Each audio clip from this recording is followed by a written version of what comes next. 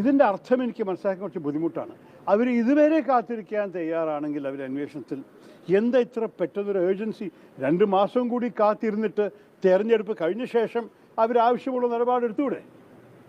എന്താണ് ഇപ്പോൾ നാളെ പുതിയൊരു ബുദ്ധിമുട്ട് വരാൻ പോകുന്നുണ്ട്? ഒരു ലോ ആൻഡ് ഓർഡർ എമർജൻസി ഒന്നും അല്ലല്ലോ. ഒരു കലാപം നടക്കാൻ പോകുന്നു, നമ്മൾ ഇടയ്ക്കെന്ന് പറഞ്ഞാൽ ശരി, ആരും അവർ തർക്കിക്കില്ല. പക്ഷെ ഇങ്ങനെ ഒരു റുട്ടീൻ സർക്കാർ പ്രവർത്തനവും അന്വേഷണമൊക്കെ നടക്കുമ്പോൾ ഈ കോഡ് ഓഫ് കോണ്ടക്റ്റ് ഉള്ള സമയത്ത് ജൂൺ 4-ാം തീയതി വരെ ഏത് രാഷ്ട്രീയക്കാരനെയോ രാഷ്ട്രീയ പാർട്ടിയുടെ എതിര് ഇങ്ങനെ ആക്ഷൻ എടുക്കുന്നത് ശരിയാണോ എന്നാണ് എൻ്റെ ചോദ്യം. എനിക്ക് ഒരു സംശയവുമില്ല, ശരിയല്ല. ഇത് ശരിക്കും നമ്മൾ ഈ വരാൻ പോകുന്ന തെരഞ്ഞെടുപ്പിനെ ബാധിക്കുന്ന ഒരു തീരുമാനമാണ്.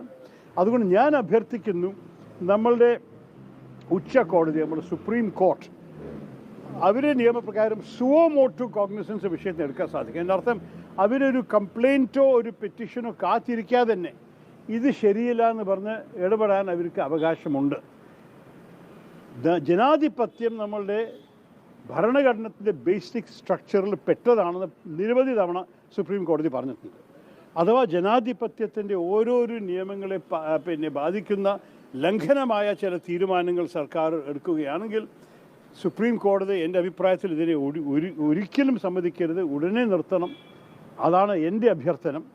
ഞാൻ ഇത് കോൺഗ്രസ് നേതാക്കളോടൊപ്പം ചർച്ച ചെയ്യാൻ സാധിച്ചില്ലെങ്കിലും എൻ്റെ വിശ്വാസമാണ്.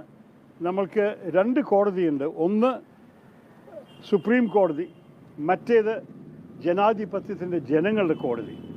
ഞാൻ ജനങ്ങളോടും ഇന്ന് നിങ്ങളുടെ മുമ്പിൽ നിങ്ങളുടെ മാർഗത്തോട് അഭ്യർത്ഥിക്കുന്നു, ഇങ്ങനെ ജനാധിപത്യത്തിനെ ബാധിക്കുന്ന തീരുമാനം എടുക്കുന്നവരെ ഒരിക്കലും വീണ്ടും ഭരണത്തിൽ വരാൻ സമ്മതിക്കരുത്. ധൈര്യത്തോടെ നിന്നിട്ട് നമ്മുടെ ജനാധിപത്യത്തെ സംരക്ഷിക്കാനും അന്തസ്സോടെ ഭാരതീയർ ജീവിക്കാൻ സാധിക്കുന്ന ഒരു രീതിയിൽ നമുക്ക് മുന്നോട്ട് പോകണമെന്നുണ്ടെങ്കിൽ ഡൽഹിൻ്റെ സർക്കാർ മാറ്റാനുള്ള സമയം നല്ലോണം വൈകിപ്പോയി. അത്രേ ഞാനൊന്ന് ചൂണ്ടിക്കാണിക്കാൻ ആഗ്രഹിക്കുന്നുള്ളൂ. പക്ഷേ സംഭവിച്ചതെല്ലാം അന്യായമാണെന്ന് ഞാൻ നിങ്ങൾക്ക് നേരിട്ട് ചൂണ്ടിക്കാണിക്കുന്നു.